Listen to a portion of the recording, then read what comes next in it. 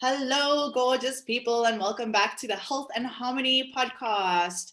We are super excited because today we actually have our first male guest on the show, Dr. Gary Wohlman. I think that's how you say your surname. Sorry, I didn't actually clear that up with you before we started recording, but he is a transformational body therapist, a presentation coach, and an awakening creativity artist. So we are super excited to have you on the show today. I think we are going to learn heaps and heaps from you. But as always, we'd love you to just introduce yourself to people listening. Let us know who you are, what you do, and anything else you feel as pertinent information for our listeners to hear. Thank you. Very kind. Yes, what a mouthful. I am a combination of a lot of different characters, as you who are listening and watching are as well. We all are this integration of multiple facets, like a rich diamond. Uh, so many of us have these sides which are hidden and buried within ourselves. So I see myself both as a transformational body therapist, presentation coach, and awakening creativity artist, as you can see, in a body centered way. I see myself actually as an archaeologist of the soul. And what I mean by that is that I see ourselves in our bodies as the chief instrument of communication, often buried in our own landscapes. What do I mean by that? I mean that the physical tensions that are on the surface layer of our physical body are often keeping in place some of the stored on the next layer emotional stored energies, physical, emotional, creative energies from decisions we've made, judgments we've made, times we closed up from a relationship and we said, I'm not going to get hurt again. And then we stopped receiving. This whole area around the top part of our torso shut down. Once this is released, the physical tension and then the next layer, the emotional holding patterns, then come these vast gifts of creativity that we all have, once bound and now bound to release.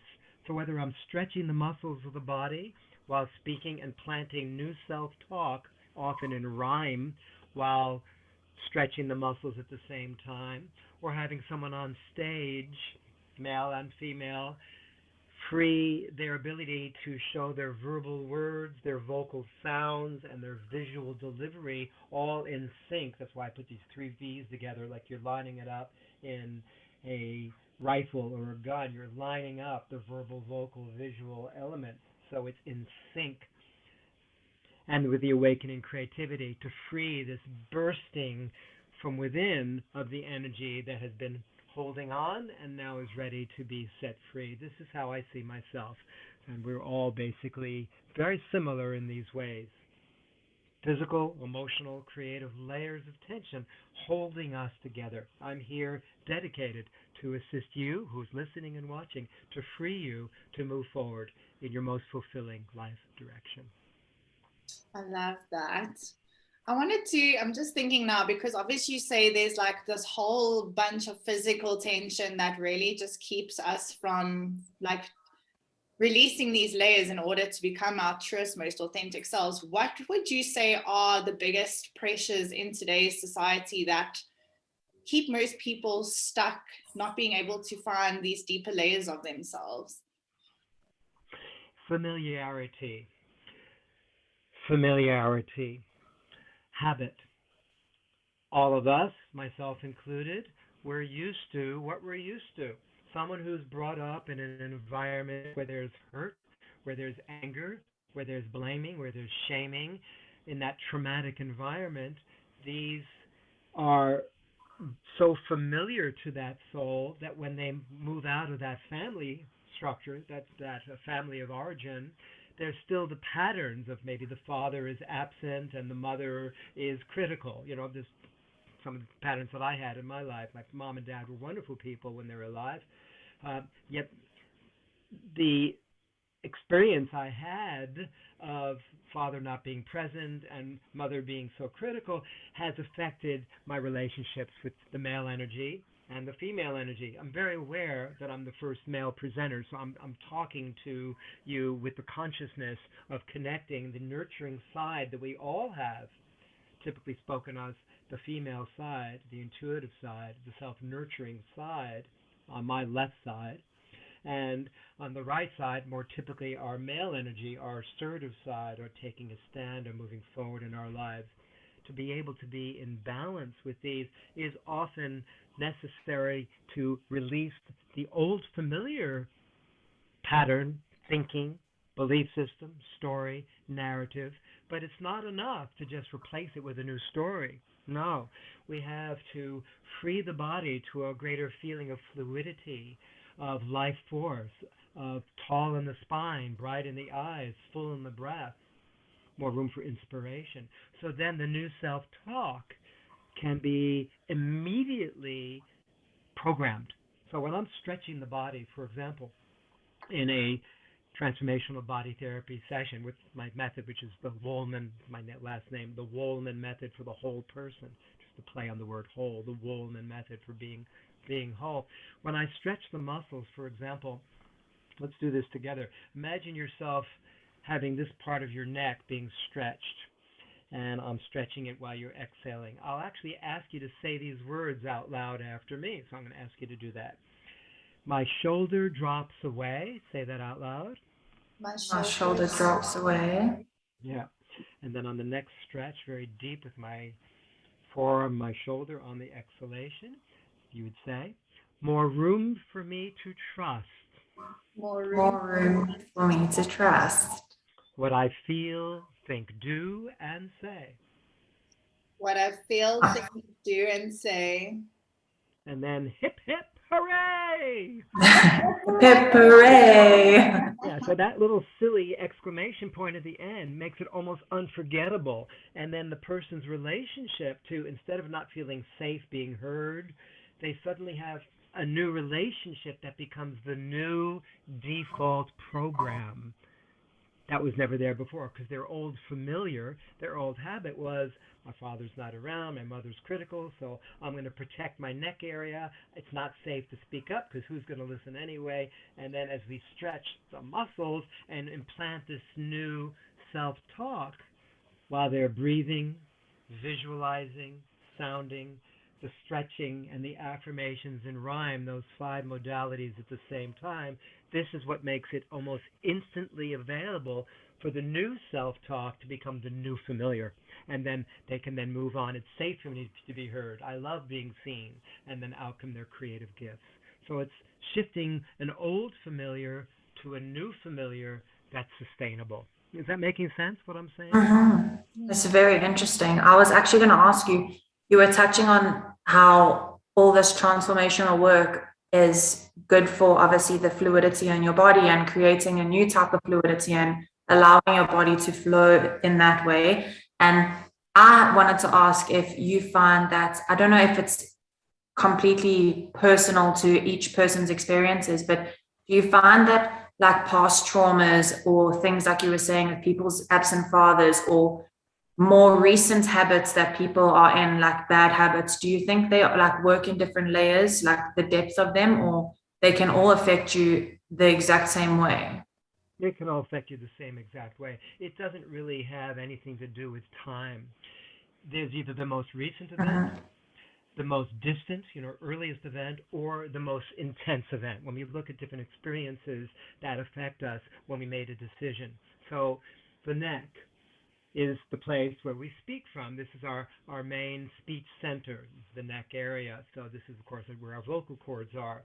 Yet, if we, like I said a few moments ago, have an absent father and a mother that's critical, we might have our shoulders go up. It could be with teachers in a room. It could be with girlfriends or boyfriends. It could be with anyone that is becoming critical or is abandoning you. So these patterns, doesn't matter where they come from, are there.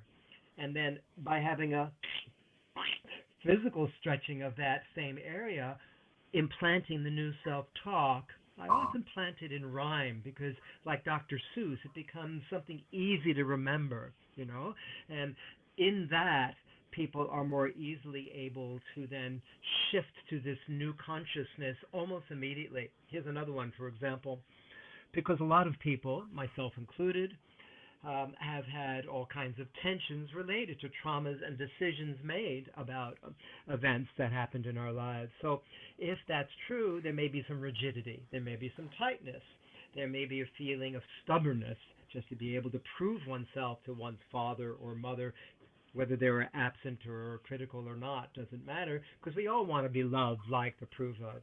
So one of the key things to do at that stage to free the old habit is a simple exercise I've developed. So imagine yourself, you who are listening, facing one of the fears that you've had that has held you back in your life from fully moving forward in your preferred life direction, from fully sharing your gifts.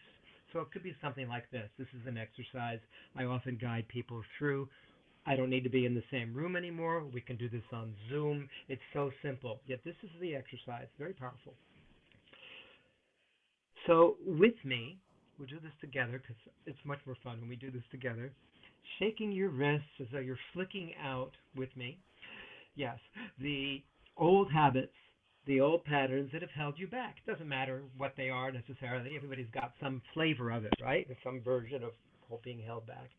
And then let out a Monty Python sound of disgust, like you're letting go of how disgusting it is to carry this on to forever. So we add the element of the ridiculosity, the velocity of ridiculosity, something like bleh, like letting go of this old habit, just with sound. Bleh, bleh.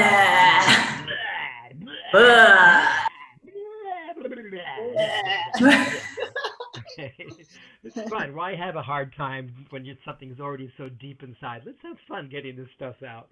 So then the next step, step 2 in this exercise is take your right hand and direct it to the right-hand corner of your screen. So you're not pointing it at me, but you're directing your right hand to the right corner. And so now you call the people by name that you felt traumatized by. So I might say, to those who traumatized me, in my case, it's more my mom than my dad. Mom, I was always a super student and super athletic, yet I never could be good enough for you. And I got this complex of never being enough, never feeling like I'm good enough. That's like plagued me all my life. I tried so hard, I struggled, all these patterns. It's just not serving me. So go like this with your hands. Turn your hand over and make this into kind of a chalice, a bowl, and say these words after me. I take this pain. I take this pain. And I wad it up in an ugly ball. And I wad it up in an ugly ball. Yep. And I send it. And I send it back to the source. Back to the source. Yes, I send it back to where it came. Send it back to where it came. Doesn't that feel good? And then yes. Imagine yourself moving clockwise the way the analog clocks used to move clockwise before they decided to go digital, and say out loud, I have just sent. I have just said. This past pattern. This past pattern. Of holding myself back. Of holding myself back. Somewhere else to play. Somewhere else to play. Today for me is a new day. Today for me is a new day. It's safe for me to share my message with you and be heard. It's safe for me to share my message with you and be heard. And take your hands and place them against your hips twice and go like this with me. Hip, hip. Hip, hip, hip. Hooray! Hooray! Yes! You see, you knew the answer without having to take care. I think the more I do this work, the more I realize, like the 100th monkey, people know, if I lead you in a direction, the answer's already inside. So I'm learning more and more to just kind of set the stage, and then out comes your mage, your sage, out of your cage, turning a new page and a new stage for yourself and humanity. So that's really important to shift the self-talk, and then things like this can happen. Say these words after me. After that exercise, this then becomes true. Watch this. The more I trust, say that, The The more more I trust what I deeply know, what I what I deeply deeply know, know, the more my thoughts, the more the more my thoughts, my words, my my way words, and my actions and and my my actions fully, freely flow. fully, freely flow. freely flow. And then I like to have another one of these syllogisms coming at the end. Hip, hip, hurrah! Bringing the hero, row, row, all the way through. Life is but a make up your own theme. So I'm quite wacky, as you can see, and I have no problem with it. Having spent many years as a court jester, professional court jester, I feel that if we can add the velocity of ridiculosity to the seriousness of moving through patterns, things shift a lot more. You're having a lot of fun, right? So if you're having a good time, it's going to be a lot easier to let go of this trauma than being told you got some heavy trauma going on there. Oh no! Honestly, I think it takes such a, I don't even know what the word is. It takes such a special human being to be able to incorporate fun into working through people's traumas, because I find that's the most difficult thing. Like you say, I mean, as a kid, for instance, when I went to the first session of psychology I ever had to go to, I must have been like 9 or 10 years old. And you're just basically told from an outside perspective how much is wrong with you and how much you have to work through. And it becomes more of like a traumatic experience working through trauma, like working through Exactly. traumatic instead of making it fun. And I don't know why people don't. I mean, I suppose not everyone has the personality or has it within them to make it fun for people, but you seem to do that so easily. Well, it's been a practice. I've had many years of practice. It's not always been easy. I remember when I was taking a core energetics body psychotherapy training here in Australia in the early 2000, between 2000 and 2005. I was sitting there with a friend of mine, and we were in an exercise where a therapist who had been flown in from the United States, where I come from, giving us a special focus weekend on how to become a really good therapist. I was already a good therapist, but taking this training, and I reached a point with my friend. I think I had on my head, I had a little, what was it? A little like a bandana or something. It was hanging kind of silly off the side. It looked really silly. And my friend and I, in this serious exercise, one was going to be the patient, one was going to be the therapist, started to laugh. We couldn't stop. We were having such a fun time cutting up, basically. And then this woman, who was the teacher at the time, said, "You in the back, this is a serious exercise. You're never going to be a good therapist unless you take people seriously." We were having such a good time that the whole class, you know how it is with contagious laughter, was now, the whole class was in uproarious laughter. And I think that was one of the more healing moments I ever experienced in that training.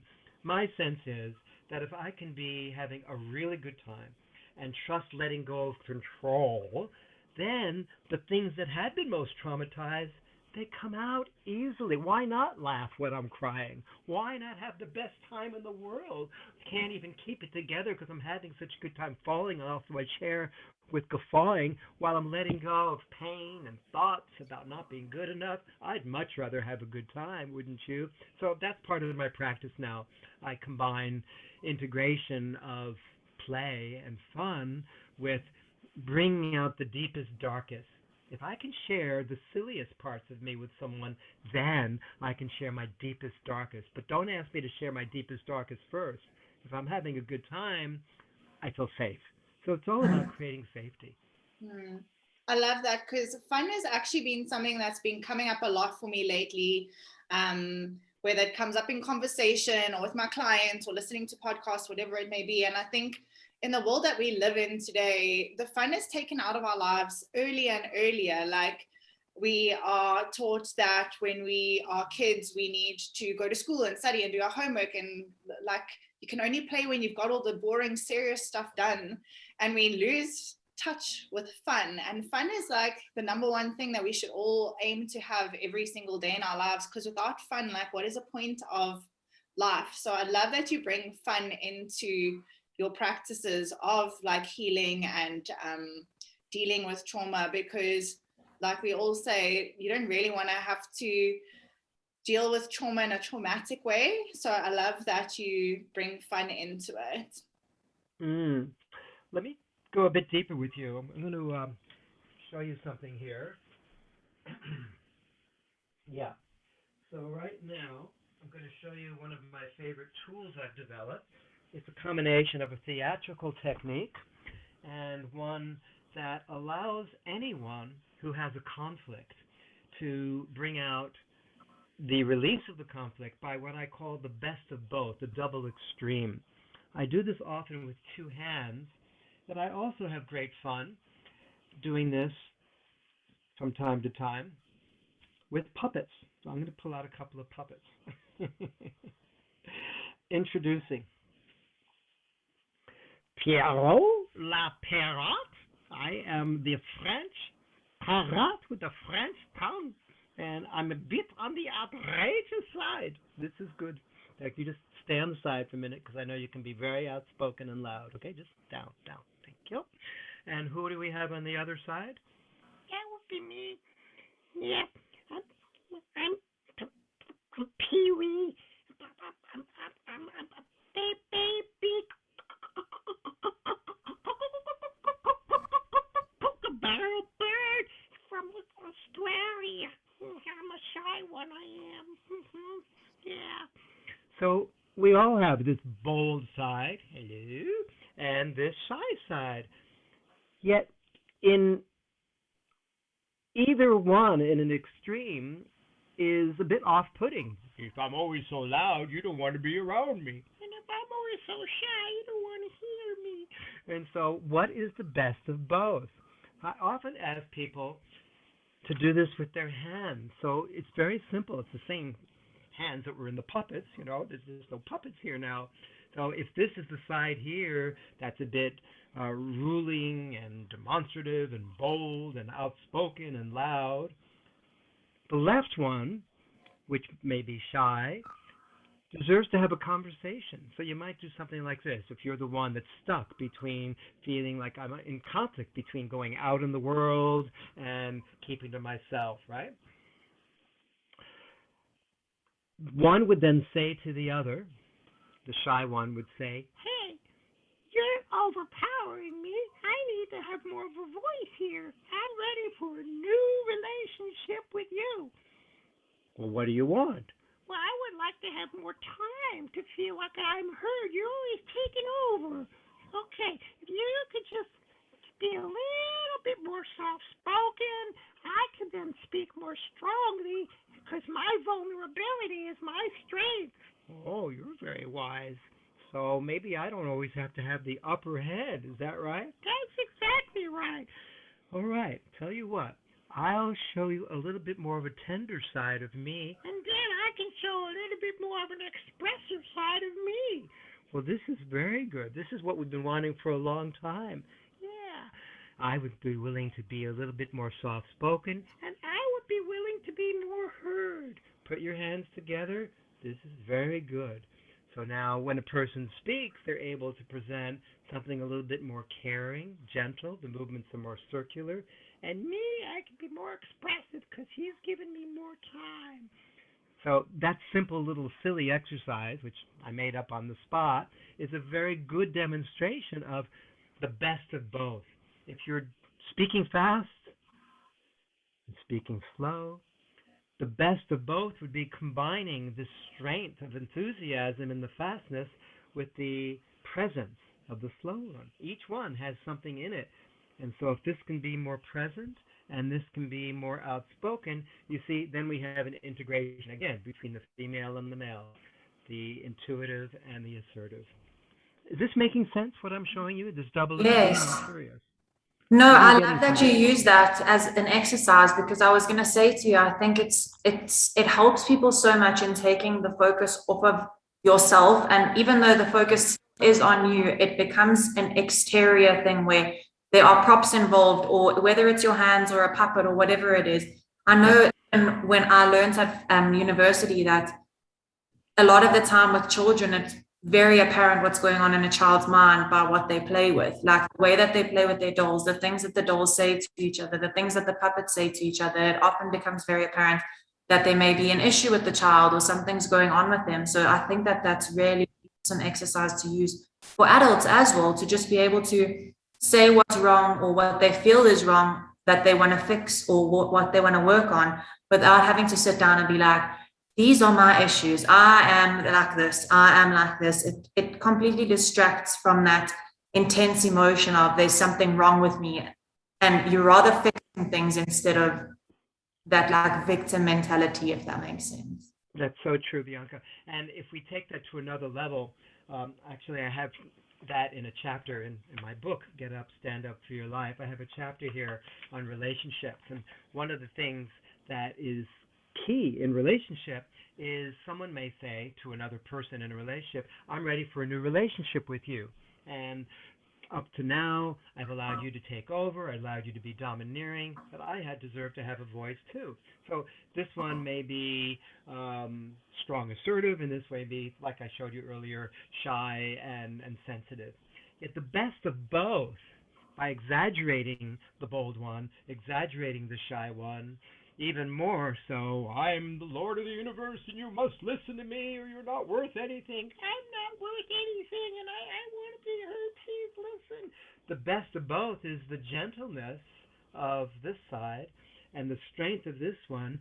Then we have the best of both. And there's a feeling of an integration that allows someone then to come through in a more authentic way by one part saying to the other, if you can add this, change this, or delete this, then I can give you more attention. You can have more fun instead of taking charge all the time.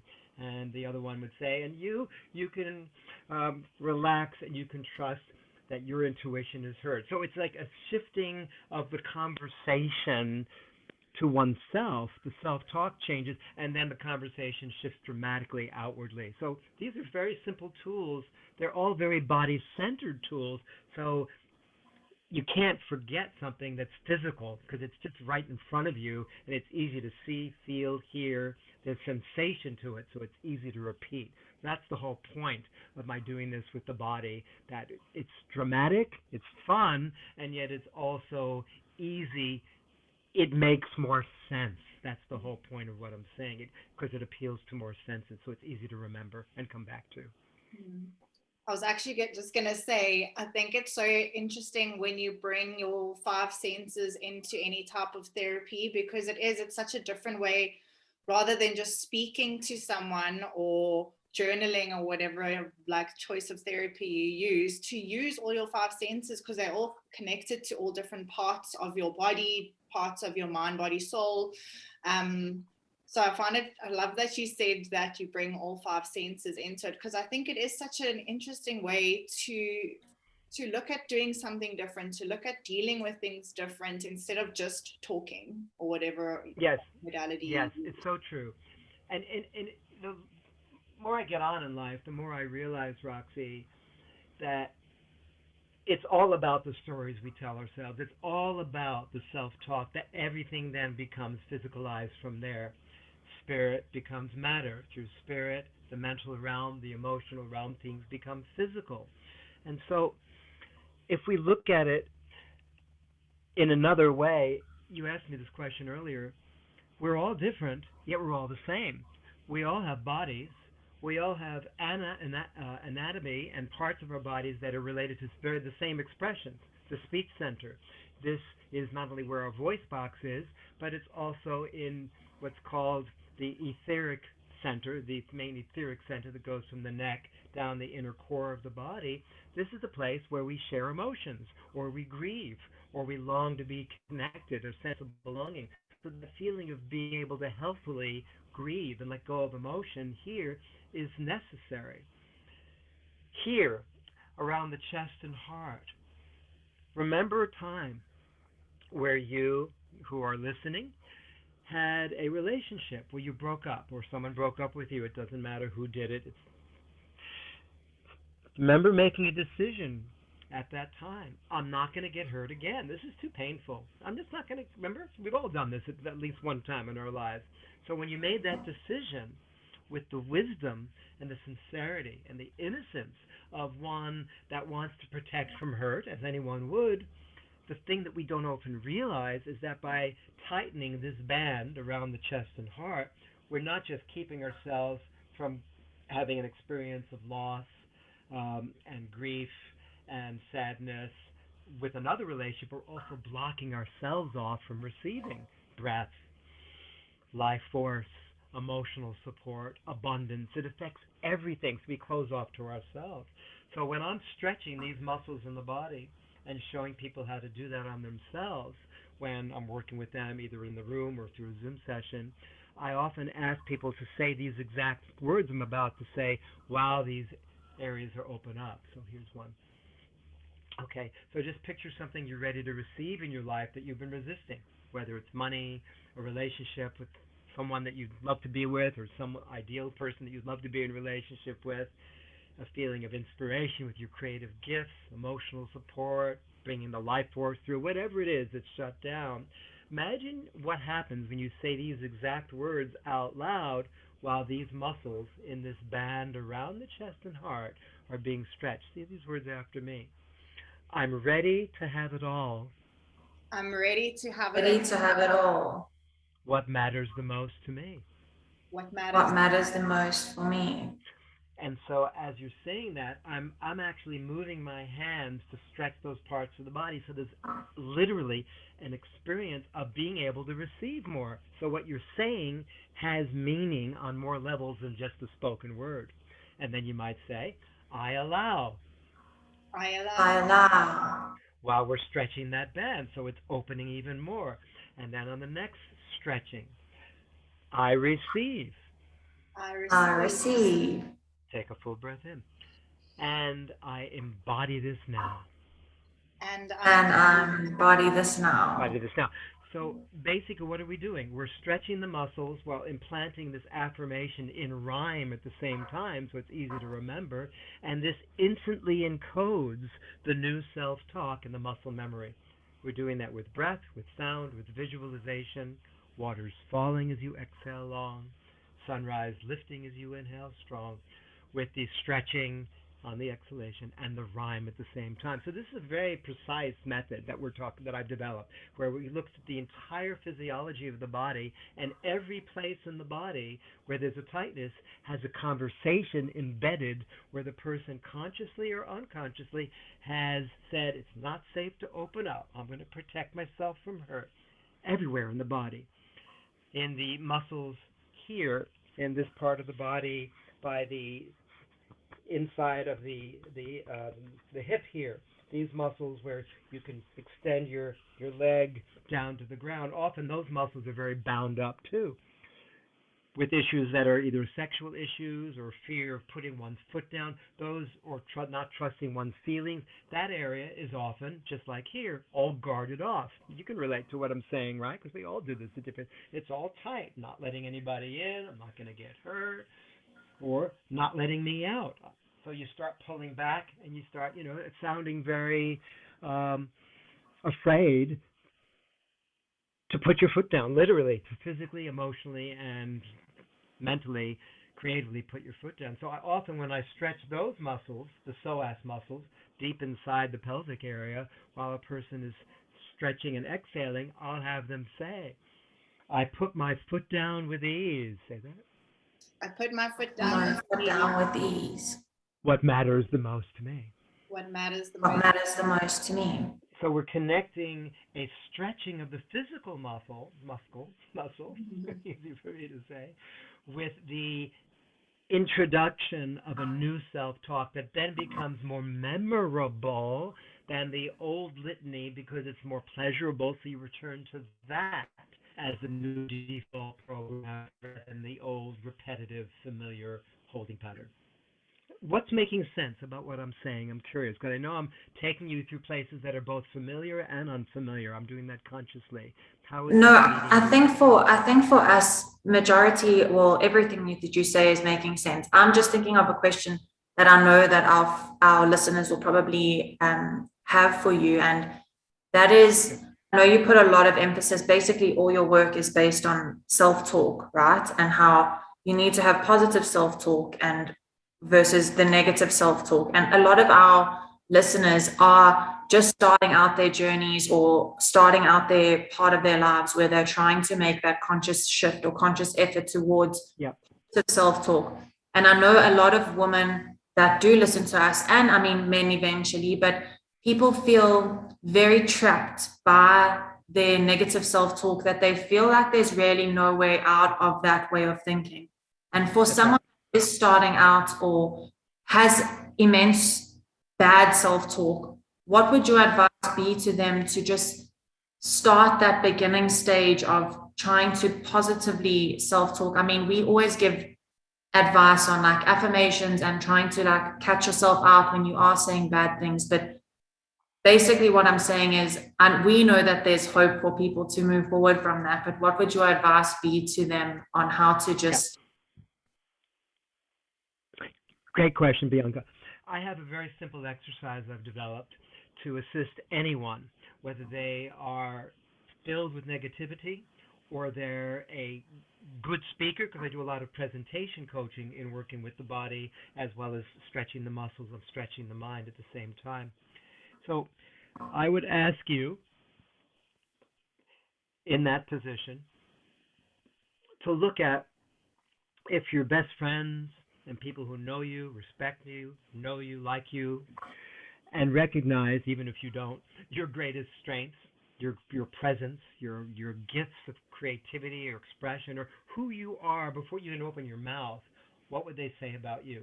And so I'll do myself first as an example because I teach this exercise a lot. So I'm going to say that I am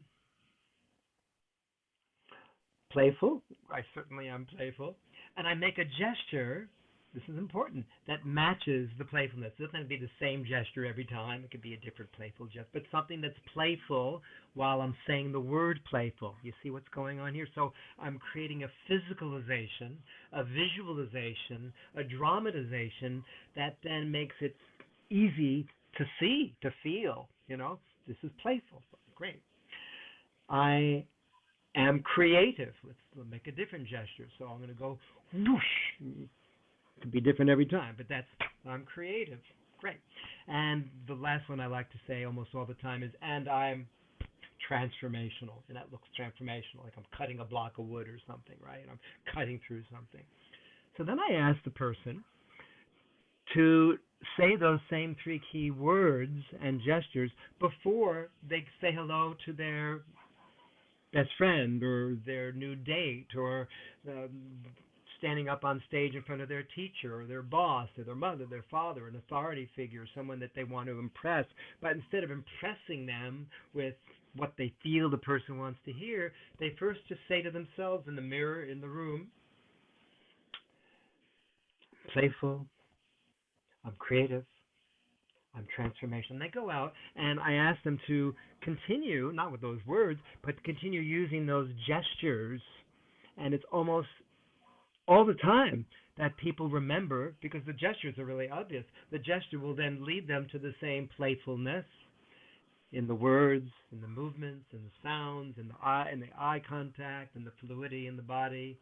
And it then integrates this new self-talk with these three key words. Okay, so it's a very simple exercise that then helps a person remember, again, three simple words. For me, playful, creative, transformational, and gestures that match. Then, if someone's talking too fast or they're all over the place, when they make pictures of what they're saying that looks like what they're telling me, then playfulness will start to have more ways of expressing itself because I keep coming back to those simple, same three key words. Does that make sense? That's a very simple exercise. Completely. That makes complete sense. It's so easy to practice. So take a look at what your 3 key words would be, you who are listening. And I'm happy to share this with you both during this conversation. If we were able to engage, I would do this with you now, or happy to do this with those of you later who want to dive deeper. That is, play with 3 key words. That's going to be the right words. It's not about getting it right. We're all perfectly imperfect here, okay? Let's set the stage. We're all perfectly imperfect. So there's no need to have to get the right words. You can change it later.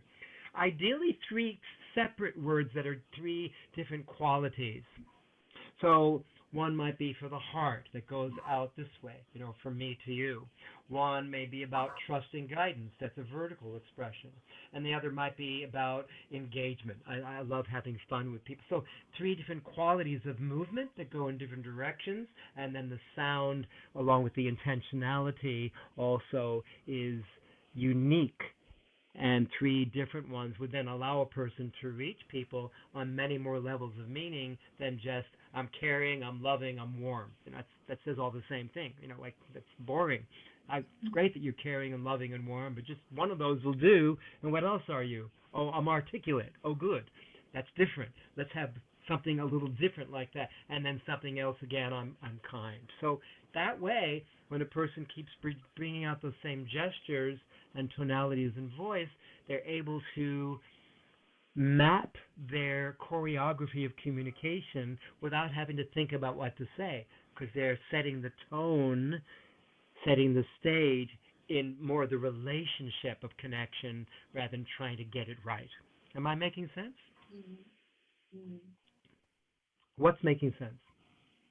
I was just no, go, Rox. I literally have asked like 4 questions in a row. Go. You go, girl. Yeah. No, so I was gonna say to you, it's for me, I mean, the way I interpret your exercises with the physical and visual and verbal, it's almost like taking affirmation to the next level, because I know that there are people that learn in different ways. Like, I mean, for instance, when you were at school and you had to study, like some people are more audio, some people are more visual, some people are more whatever their learning type or preferred learning way is.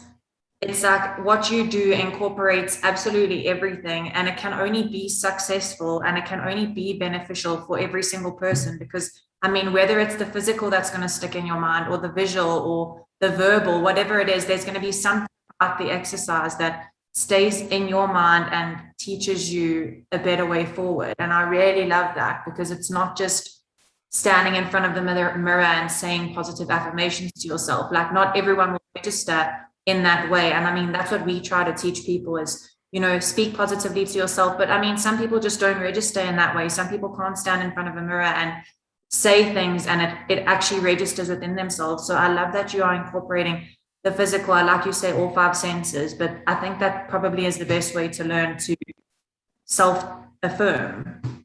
Absolutely, Bianca. As a matter of fact, if we take any single expression, so let's look at this expression. I often share this expression when I'm doing presentation coaching with developing speakers or people who want to bring their voice and message out into the world, and they've just been afraid or held back, no matter what age or stage of life they're at. So I would say first, let's just practice a sentence. So it could be those 3 key words, I am this, I am that. But let's do one that we can all universally share. Let's say it's safe and easy for me to share my message with you. So say that out loud. Safe and easy for me to share my message with you. Yeah, good. So then I'll have a person make the same statement, whispering the words, so the sound is softer, but the gestures are louder. So making pictures of the words, say the same thing, but now whispering and with louder gestures. Let's do it together. It's safe and easy for me to share my message with you. Your version? So you're doing it with loud gestures, but softer words. Yeah. Let me see you do it. Safe and easy for me to share my gestures with you. Yeah, my message with you. Good. So then we take it to another level. Let's do it with just gestures. No sound, but moving the mouth. So you're practicing it in that way. So again, for a different type of learner. So I will perhaps say the words while you're moving your mouth without any sound, and you're making the gestures while I, like a ventriloquist, I'm doing the words, you're doing the gestures. Ready? Here we go. I'm going to say the words. You just make the gestures with your mouth moving with no sound. Ready? It's safe and easy for me to share my message with you. Good. So you see, we're encoding the new self-talk, this new mission statement, this new modum operandi from different angles, different dimensions, different ways of perception and expression. The next one would be, let's do it in gibberish.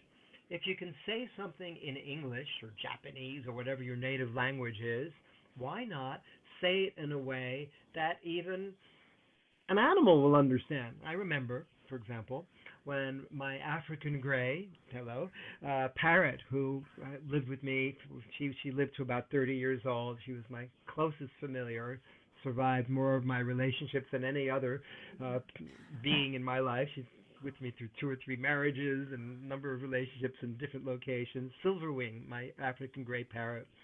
She wouldn't speak English, but she had her own language. So if I was leaving the room and I would say to Silverwing, see you, she would go, sounds like see you. It's the same sound, but she didn't have to use words. So what sound, if you were a bird, a dog, a cat, would match the feeling of the sound and the gestures? It's easy for me to reach you with my message. I'm going to do it in my own way. It may sound like a little bit like Japanese or Chinese or some combination, but I'm doing it not to be silly, but with the feeling of the essence, of the intention that comes through the gesture. So I'm going to do it that way. Instead of saying, it's safe and easy for me to share my message with you, I'm going to do it with gibberish. And you can do it in your own way, but I'll do it first.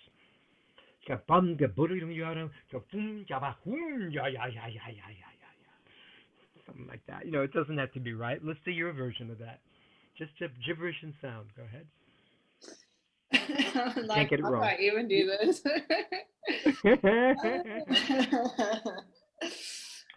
Doesn't matter. So that is, it helps people trust being silly, trust not having to be so serious. Like, oh my God, you asked me to perform? No, I'm not asking you to perform. I'm asking you to create sounds that match the essence of the meaning that you just shared in English with the gestures. So that's another level. Then I'll ask you, yes, for those who want to do it in the mirror, it's good to do it in the mirror and to watch yourself say it back. So imagine yourself looking in the mirror and the person looking back in the mirror really getting this. It's safe and easy for me to share my message with you. You got it? Yeah, you got it. Good. Thank you. So mirror work is good, but not necessarily all people, like you said, are going to do that. Then I'll have you sing it.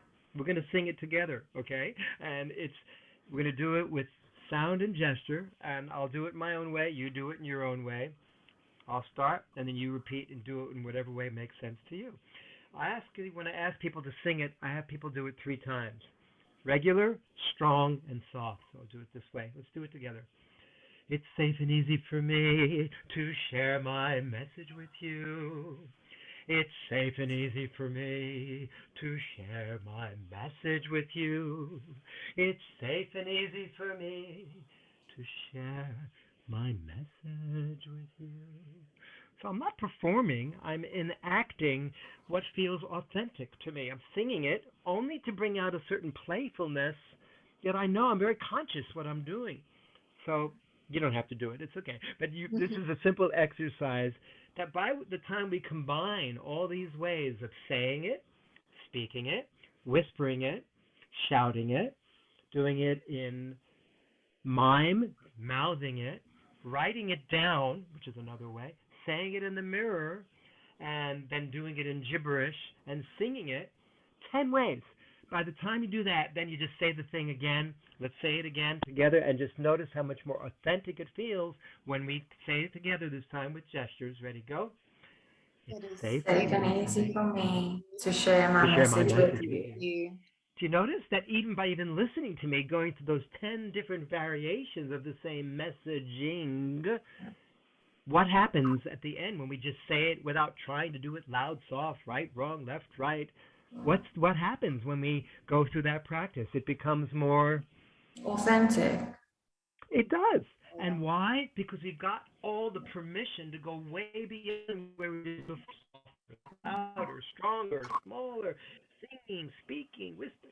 Of course, what's going to come out is more authentic because we've given ourselves permission to go way beyond what, again, from the beginning of our conversation, what was the familiar, repetitive, habitual pattern, and then it frees us up to be authentic in every stage.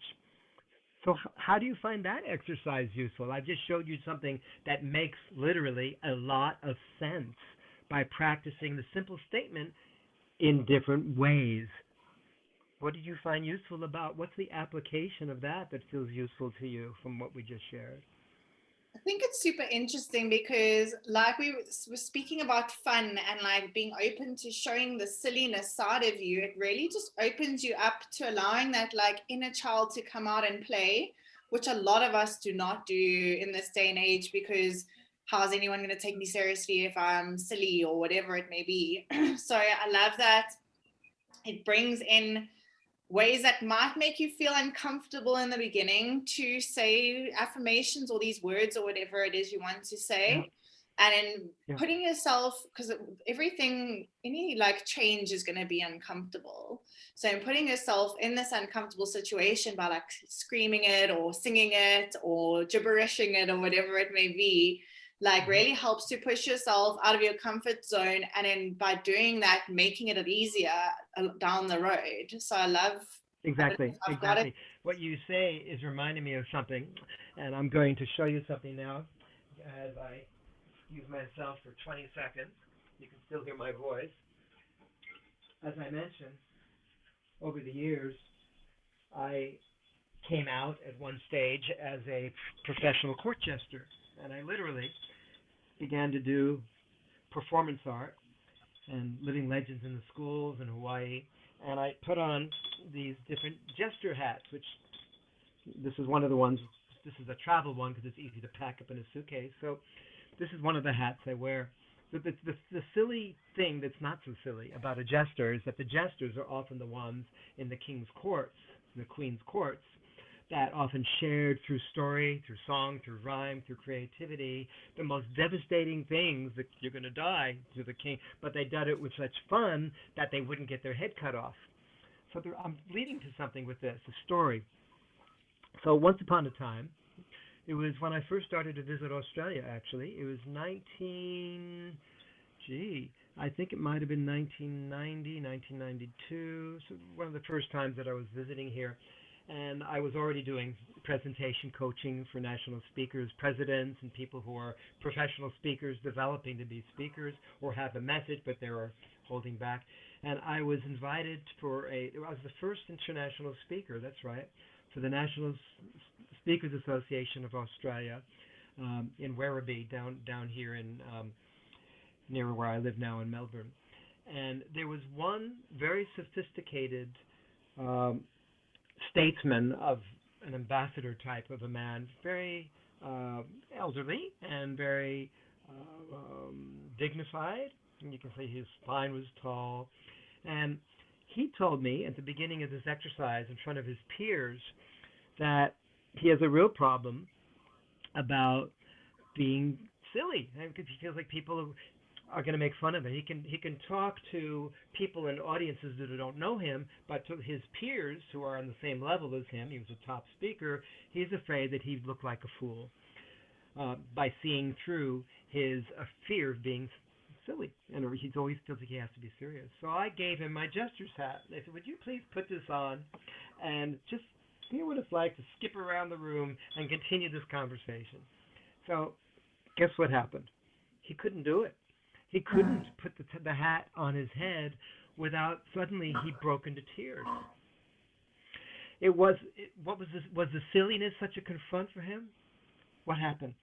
He had this jester hat on, and he said to the audience, he said, oh my goodness, I have been afraid that you would make fun of me for being silly, but the real truth is, underneath this, and he took the hat off, what I really want to say to you that I haven't said is how much I care about you.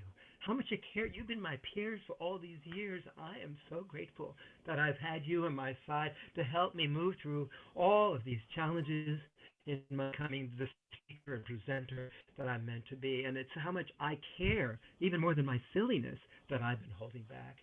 And one person after another came up to this man. They gave him a hug. They said, I've never seen you be so authentic, ever. And it was through the willingness to that first layer to release the silliness, and then what was underneath it, how much he really cared. We're all the same in these ways. It's very interesting. I have one question that's not about what we were speaking about now, but it was just about what we were talking about earlier. And I know how you are body transformational and you, like you say, massage areas out while working through traumas and while incorporating new self-talk. And I just wanted to know, I mean, there may not even be an answer for it, but do you think that, like you were speaking about, for instance, with your parents and being in your shoulders and like maybe like more sexual trauma being in your hips, do you find that specific issues are relative to specific holding and areas of your body, or does it just like it's all around? No, of course. We're all similar in that way. And so we can look at it in different ways. Okay. Here in the shoulder area, we all know the expression, they've got the weight of the World on their shoulders.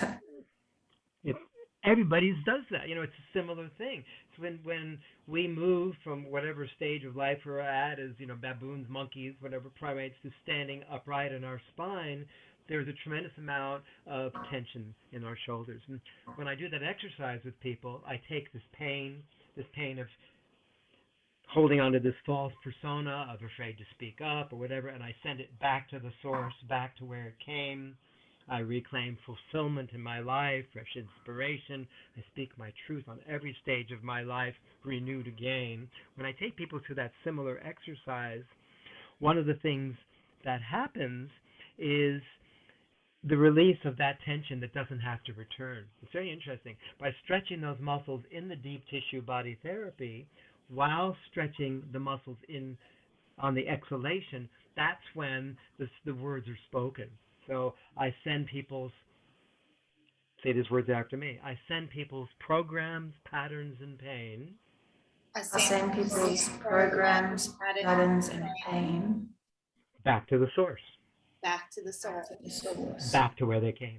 Back to where they came. That's often what's held in this part of the body, the shoulders. More room for me to receive abundantly, renewed again. This band around the chest and heart, this upper torso area, similar for every one of us. What's similar for every one of us when we breathe in or don't? When we're filling our lungs like a glass from a vessel, from the bottom to the top, we're filling from the bottom to the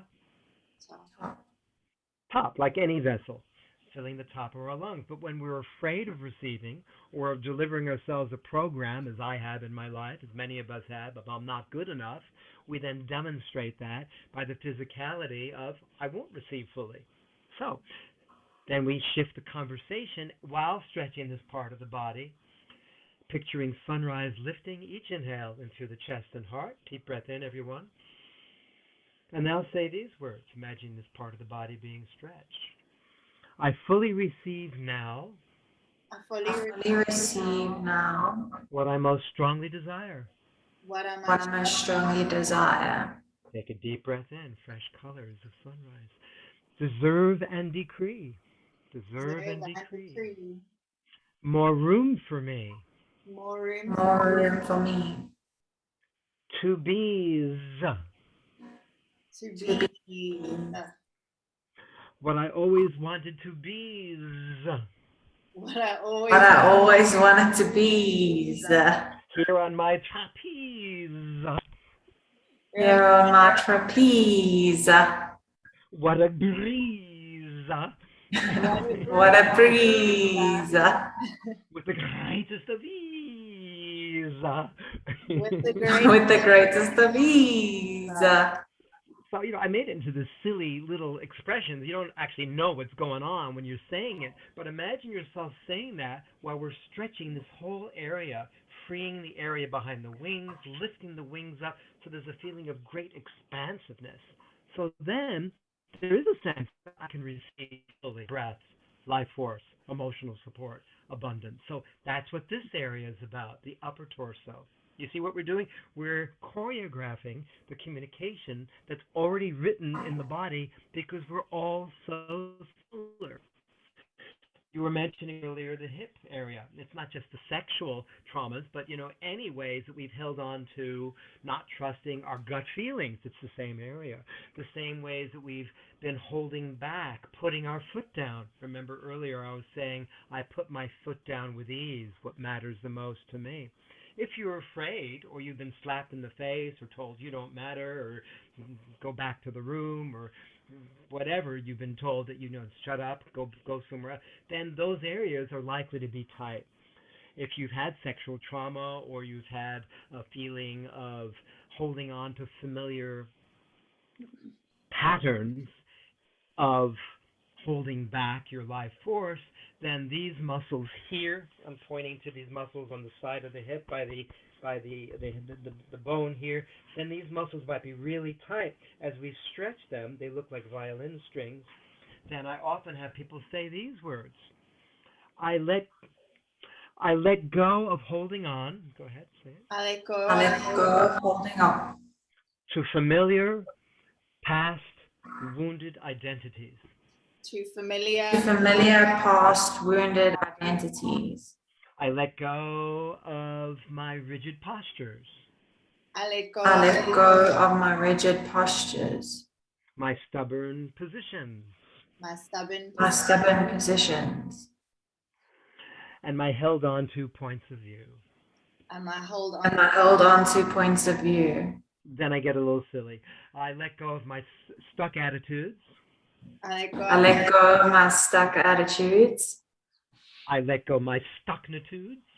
I let go of my stucknitudes. And my stiffnopotami. And my stiffnopotami. So by this time, people are hysterically laughing while we're stretching the muscles. And then, what happens is, while these muscles are being stretched, then it's a whole different sense of what's there. And then I'll ask the person to say these words while we're stretching these muscles. Where I've been stopping short before. Where I've been stopping short before. I now follow through. I now follow through. Putting my feet down with ease. Putting my feet down with ease. What matters the most to me is. What matters the most to me is. A fresh stand. A fresh stand. A new command. A new command. Throughout my land. Throughout my life. Now breathing in grand. So you see now what breathing in grand. We're creating a physicalization of every expression. So the words are not just words. Affirmations have no meaning unless they make sense. So my whole way of connecting what we're saying is that we're connecting the physical body with mental states that have emotional counterparts. So when by singing it, by moving the body, then we have these new self-talks be almost instantly implanted in the muscle memory, and then that's what we return to over and over. So I'm just giving you a bit of a journey of different places in the body that have to do with receiving, the upper torso, the lower torso, letting go and following through, letting go of holding back on letting go and following through. The speech center about speaking up with ease, the shoulder about letting go of the weight of the world. Every place in the body has some conversation that's keeping in place through the story, through the narrative, through the self-talk, through the belief, through the judgment, something about safe to be seen, not be seen. And it's written. If we look carefully enough, when I touch people's bodies with my hands, or even get near them or hear the sound in the voice, I can hear, I even can see the words that are keeping the held postures in place. because I've done this thousands of times. So it's like reading Braille. I touch the body, and oh my God, I'm picking up the conversation, and then suggest the opposite conversation. So yes, we're all the same, and we all have different flavors of how we were all wounded. Everybody. So that's where my being an awakening creativity artist comes in concert with the transformational body therapy and the presentation coaching. This reaches every level of making sense through as many of the senses that are activated as possible. And that's why this works so powerfully and so sustainably.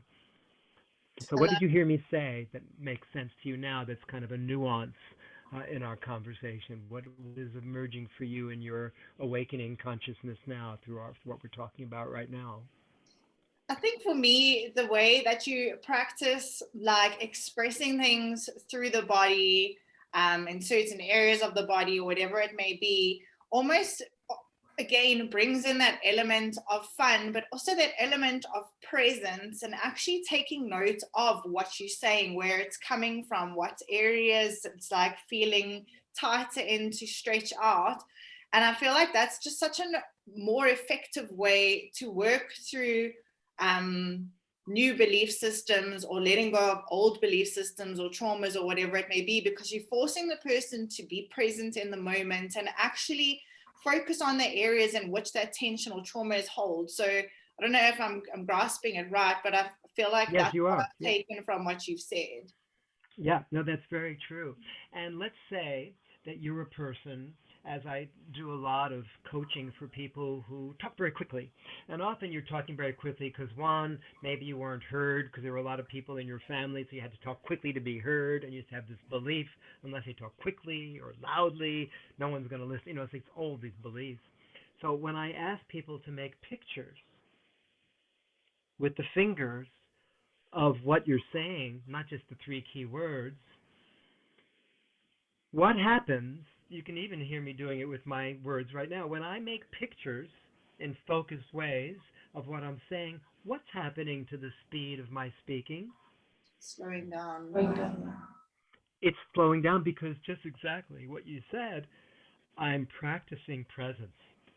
And in practicing presence, by making pictures of what I'm saying, it not only slows me down, but it gives you, the viewer, a chance to see what I'm saying as well as hear what I'm saying. So if you're a visual learner or a audio learner or a kinesthetic learner, which happens even more from slowing down, I'm going to be making more sense because I'm appealing to more of the senses.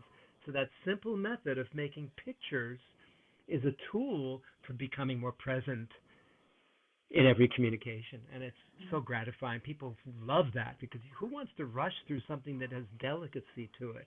Presence, power, passion. So this is part of my meaningfulness in having people use the gestures. It's about slowing down enough that people are able to follow you. Not just with the gestures, but even moving through space. Because in this Zoom world that we've entered, in this way that we enter the visual screen, many people have no idea, along with in person, what do I do with my hands? Well, make pictures of what you're saying with your hands. Use the screen in conscious ways.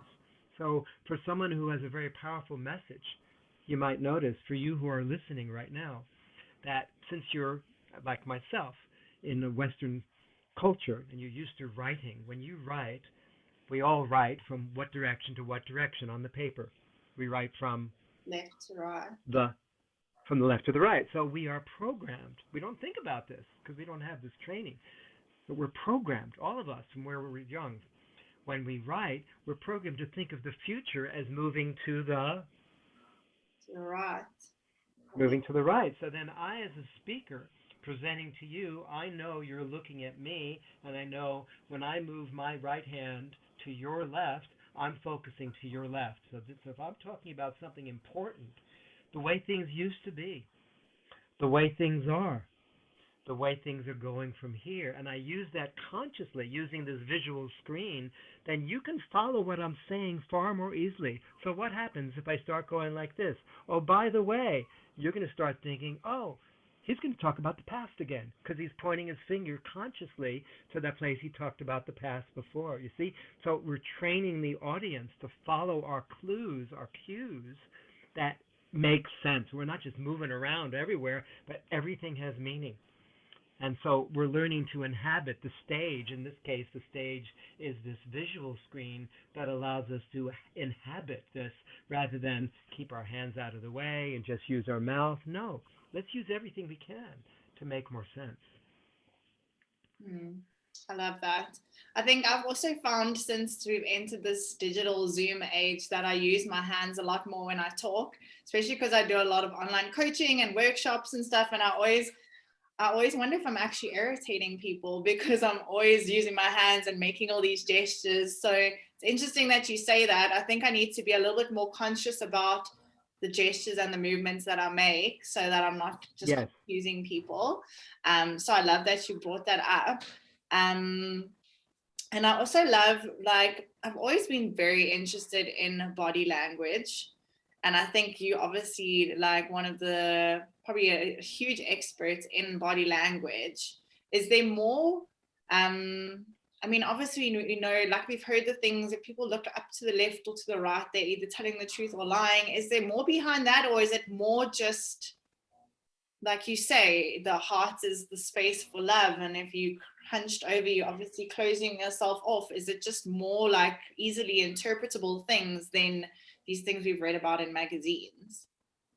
I don't think it's a good idea to take gospel about what you read in magazines. Even that exercise that I just gave you, this is more a speaking coach's mentality about talking to audiences.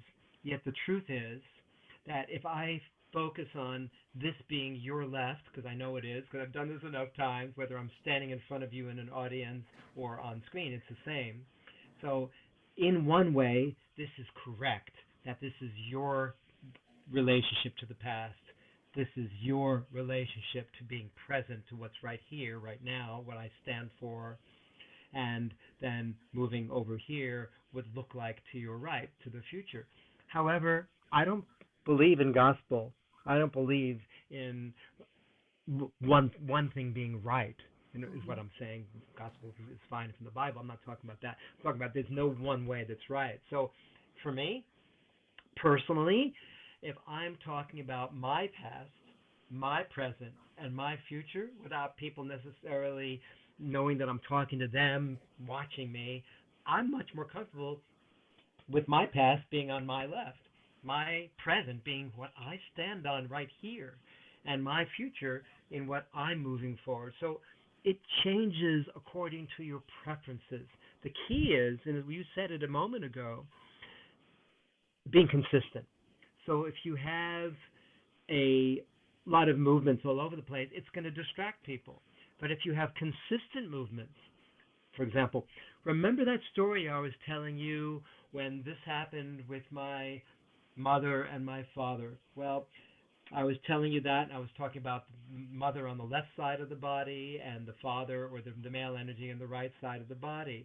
So remember earlier we were talking about that, and I was talking about on the left side of our bodies is generally the more intuitive, nurturing female energy function. We can all feel that in our own domain, in our own physical universe. And so whenever I move to the left and I talk about, remember that example, I can just point my hand and you'll go, oh yeah, that was the example he was talking about, left side, nurturing, female, mother. So we're actually training the audience, something I call the grid system, by moving through space to move through consistent zones that are not distracting. So watch this. What happens with my body, my spine, and the sound of my voice, the visual gestures of my spine, and the sound of my voice when I say the following words to you? The real secret to what I'm sharing with you is about developing a relationship between you, your message, your body, and your audience. What am I doing with my voice and my spine? Well, you're leaning in towards the screen, but also That's I feel right. like you're putting more intention into your words so that people actually listen to you. Yeah. So basically, I've created something called the grid system. It looks like a knots and squares tic-tac-toe board, and I've mapped these different zones. When we're moving forward to confide, our voice generally gets softer. If we're talking to a dear friend, the real essence of my whole message here to you is about developing a relationship with your speaking, with your body, with your audience. It's not about saying the right words, it's about relating in a deep, intimate way. So, what am I doing? I'm sharing, I'm confiding, and confiding comes with voice dropping and mind dropping. So, I map that zone. The front row center is confiding. So, each zone has a different expression. It's not gospel. It's not fixed. So you may have your own choreography. You may feel that, gee, I was saying with toy airplanes when I was a kid hanging from the ceiling. So I have a lot of stuff going up here that I'm still relating to, and that's your unique choreography, and that's what you would connect with.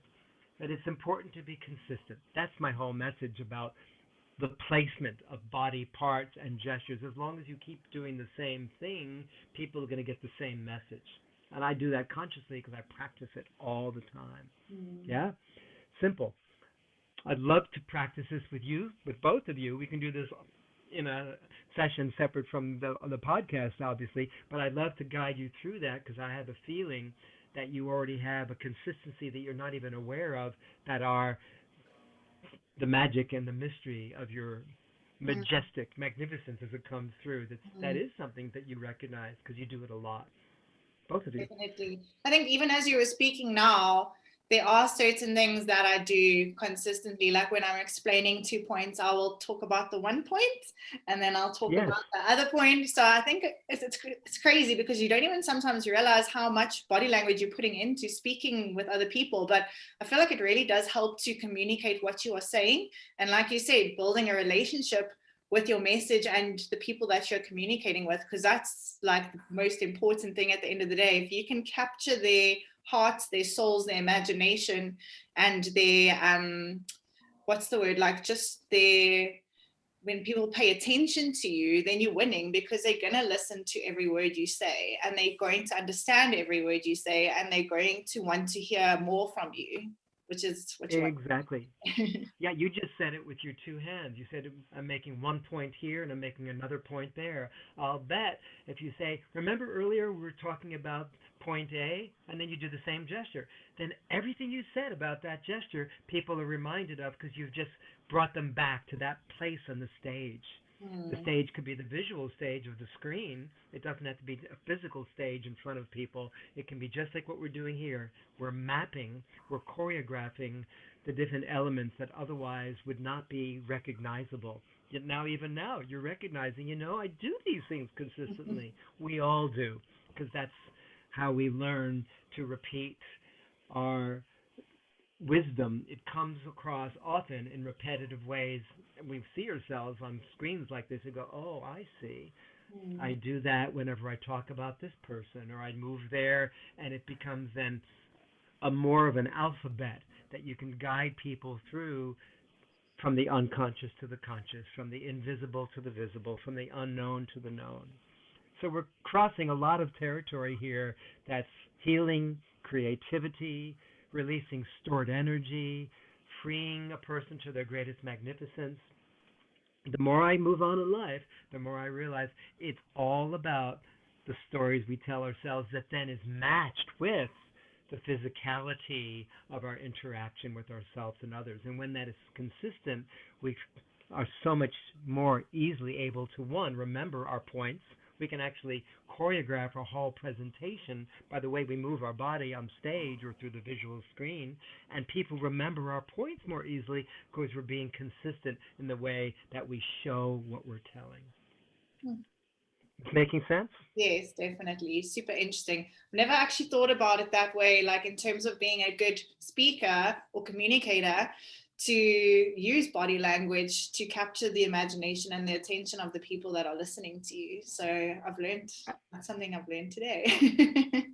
Absolutely. And you don't have to be a great speaker. You just have to be someone who's practicing consistency. And that way you can start to play with, like someone who knows how to play the piano by heart. After a while, you don't think about putting your fingers on the keys. You're able to connect with the beautiful wisdom and warmth of the music and the people in the audience, and to give them eye contact and share a word or two. So it's all a matter of trusting what is consistent, so then you can start to create more nuances of nuances, if you get my drift. Definitely. Yeah. I love that. And literally, it just makes me think about when we were at school and they used to have different speakers and stuff come and speak to you about different topics at the school. And there could be people that were standing on stage and speaking to you and they didn't move the entire time, and everything that they were saying was just words.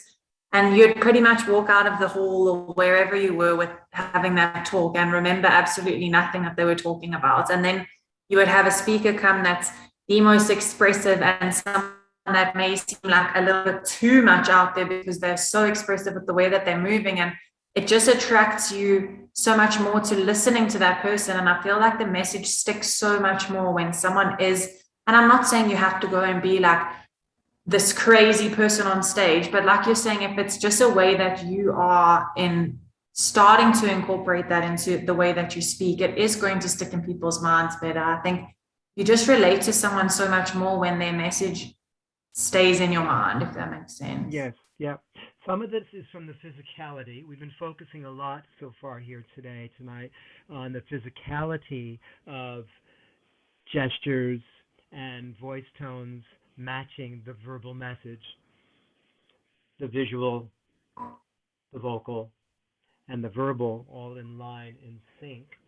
Yet there are also some very specific tools that I've developed that makes it easier to have the points you're making be delivered. So one of them, if you can go like this with your fingers and tell me what shape we're all creating together. What shape is that? Triangle. Yeah, good. So picture a triangle within a circle. It's easy to remember. You can remove your hands and you can still see the same shape even without that holding the shape there. So on the 3 letters of the triangle, I often ask people, I'll show you what I'm doing here. I ask people to, when I'm doing coaching with them, to put this triangle within a circle, just like that. You can see that triangle within a circle, right? Yeah. Yes? Yes. Uh-huh. Yeah. And then to put the letters,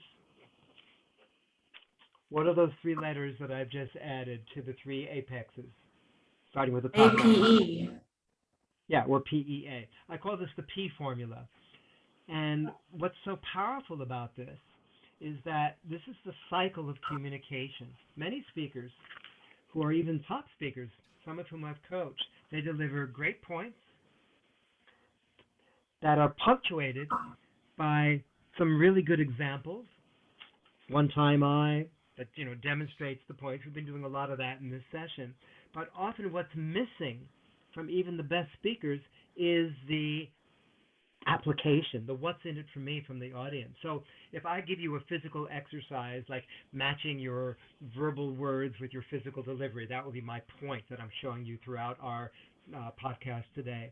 And then I give you a variety of examples of how that can show up with these different tools, these different visual aids that I've talked about, the grid system, the double extreme, the working with the puppets, the on one hand, on the other hand. These are all physicalizations that make sense of that point. It still doesn't drive the point home until we share with the audience, what's this got to do? That's why I keep asking you throughout this conversation, how do you relate to that? What's in it for you? How does this relate to where you're sitting as a woman, as a person who has a message and a voice to share? Once you're able to see that this is about the engagement of connection between my points, my examples, with the engagement with the audience, that's where the relationship is built. And that's where the point and the example are fully expressed. Once I give the application, what's it got to do with you who are listening, you who are watching, you who are feeling, so you can make use of these, then that's the cycle of communication. Let's move on to a next point. Is that making sense? This is the P formula. A very good practice when you're speaking from now on to follow each point with one example. Could be just for instance, or one time I, or it looks like this, and then one application. You who are listening now can engage and connect with it as something real in your world, not just my bubbled universe. And then let's move on to another point. Question. How does that make sense to you, what I just shared? The P formula, that's another one of my tools that I like to share. I actually love that because I have such a huge belief that you can learn about something as much as you want, but until you take action and put that into practice, you're never going to learn as much as you would just by learning like book style or whatever it is. So I love that you brought in the P method, because the application to me kind of like feels like the action method, where you put it into action so that you're practicing it, and now it makes sense because you are actually physically like taking the lesson and putting it into action, as opposed to just thinking about it in your head being like, yeah, that's cool, and then never actually practicing it, and you don't actually learn. Exactly. Yeah. Now, my whole sense about this work is that it only works when we fully physicalize, visceralize, and engage the listener, the viewer, in the experience of what I'm saying. So I'm not one to deliver points and to give a story and then go, great sharing with you. That's, to me, that's only 2/3 of the equation. PEA, yes.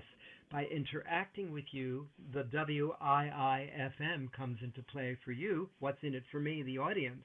And then you go, oh, I can relate to that because, gee, I've got trauma. I've got some conversations embedded in my shoulders that are not my conversations. I've been blind loyal to my family, my ancestors. I've been acting out their patterns, not because I want to, but because I want to feel their love, their approval. Wait a minute. The more I give myself my own approval, the more my shoulders drop away, and the more I trust what I feel, think, do, and say. I am heard, and I trust my own wisdom, guidance, knowing, growing, glowing. And so it shifts the conversation from, like you just said, listening to something interesting. Who's going to act on something interesting? Some people will, but if I ask you to move with me or to experience the difference in sound, that's why this whole session with you today, rather than talking, I wanted you to engage back with me so I know we're on the same stage, we're on the same page, and we can much more connect when we're practicing together. It's all about perfect practice, not getting it right because we're all perfectly imperfect, but practicing. Then yes, the senses are engaged, and when things make more sense, it's so much easier to remember the information because it's embedded in our muscle memory. So interesting. So interesting. I feel like I've learned so much, honestly. Wonderful. Well, we've just met. We don't have to have this be our last meeting. It's our first meeting. I'm happy to stay in communication with you, your listeners. Happy to provide some one-on-one attention, or if you want to come on together, we can actually do a session, the three of us, and just go deeper, without it having to be about other people listening. Happy to dive deeper with you, too, with some of your challenges. That's what I do. I like to take people through this journey, through their self-talk, to find key moments in life where you have shut down, where you have held back your gifts of perception and expression. And then through this work, seeing your body as the chief instrument of communication, are then aware that your perceptions and expressions are far more connected than ever before. So I like to see where those traumatic moments of deciding that you can't do this, or you won't do this, or I won't get hurt, or I'll shut down my receiving, or I'll shut down my releasing. And then we revisit and implant a whole new series of conversations and see how that has play in your words, in your relationships. Often this takes place in a variety of ways that are also creative. I love it when people can turn these into songs, poems, paintings, sketches. So it's not just communication, but something that's you can get your fingers on, you can see it, you can feel it, you can taste it, and then it has more survival value. It's very powerful when we do that in ways that are engaging all of the senses, or at least as many of them as possible. And if, sorry, Karen Rocks. No, go. No, I was going to say, if our followers or listeners would like to get into contact with you and just obviously take a little bit more of this further into their lives, how would they be able to reach you? Okay. You can put this in the chat area so they can also see it verbally, and they can click on the links. There's a few different ways. One is I have a website that's mypresentationdoctor, all spelled out, .com. And there I have lots of videos. I have a complimentary ebook on mastering your authenticity and rapport. By putting your email there, I'll send that to you. Lots of free content there. A good blog on interactive communication. mypresentationdoctor, all spelled out, .com. I also have a Facebook page with the same name, My Presentation Doctor, and there also is a chance to interact with me about some of your concerns and areas that you'd like to break free. I have as well an opportunity for those of you that want a little bit of a taste of how you can benefit. I'm happy to offer you a 20-minute complimentary Zoom session similar to this today, and to guide you through some of what you can do to actually take on board right away one key area you'd like to turn around. And I can guide you through that by, you can write to me, drgary at mypresentationdoctor.com, drgary, Dr. Gary at mypresentationdoctor.com. You can reach me that way as well. You can call me in Australia by WhatsApp. We'll put the number in the chat. Country code 61-433-126-019. Those are some of the ways that you can find me and engage with me and receive lots of content. I have 3 YouTube channels as well. One is Mastering Presentation Skills, and the other is Transformational Body Therapy, and the other is Gary Wohlman. And I can give you all these links, and you'll see a lot of my video content as well there. I have a lot of content. There's also performance art and lots of ways to help you free your song, to free your creativity, whether that's through singing, speaking, dancing, sharing your exquisite aliveness. I'm happy to guide you there. But yes, I invite each person here who's interested, come have a complimentary 20-minute, I always go longer, Zoom session, because once they get going, I don't really want to stop. This has been a long session, I think longer than any one of us anticipated here tonight, but I had a feeling we'd be on a roll. So those are the ways you can reach me, and I'm happy to help you reach yourself to dive deeper within, as well as to share your voice and message with the world as you've dreamed possible. Amazing. Oh, thank you so much. We'll definitely put all of those links in the show notes so that if you guys are listening and you want to learn more or have this 20-minute session, which I think will be amazing for anyone who takes this opportunity, they can just click in and find it easy. But thank you so much for your time. I feel like we've just touched the tip of the iceberg, but I think I have a much better understanding of exactly what you do from this time that you've allowed us to spend with you. But before we leave, there's always 3 questions that we ask our guests. There's no pressure, no right or wrong answer, just answer whatever comes to you as we ask. The first question is, what is the best advice you have ever received?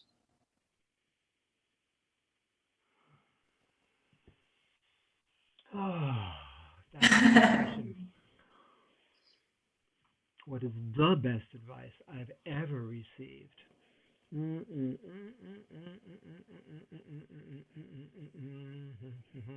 I don't really have the best, because when you said it, I have 2 or 3 different dialogues and conversations that are emerging, and one of them that seems to be, given our conversation here tonight, that makes most sense is the expression perfect practice, because that takes one out of the thinking that you have to do it right, or I have to get it right, or I have to have the words right, or know what to say before I even open my mouth or send in my song. No, no, no, no, no, no, no, no, no, no.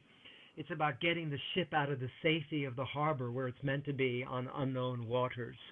That's where the real discovery is. So perfect practice means putting these practices into not perfection, but into movement. And perfect practice means it's more important to practice than it is to get it right. So yeah, that's probably one of the best pieces of advice that I can give, that I have received or that I picked up along the way. Yeah. I love that. Then the second question is, what is the worst piece of advice you've ever received? Okay.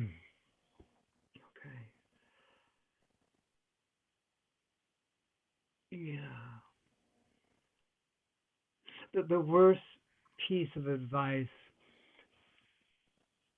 I've ever received is a series of conversations that have happened with multiple people over my life who basically said to me, do it my way and you'll be okay. Got me into trouble, where I took their words and I gave my power away because I wanted them to like me, or I wanted them to be in a relationship with me, or I wanted them to work with me, and I so much listened to them that I discounted my own wisdom about whatever was going on at the time by making them more important than me and their authority or their position. That got me into trouble. So the worst piece of advice is thinking that someone else has the answers when the truth is it's an inside job. Love that. That's amazing. Amazing. And then the last one is, if you could create a new rule that the world had to live by, what would it be? Say it again. So if you could create one new rule that the world had to follow or live by, what would it be? Yeah.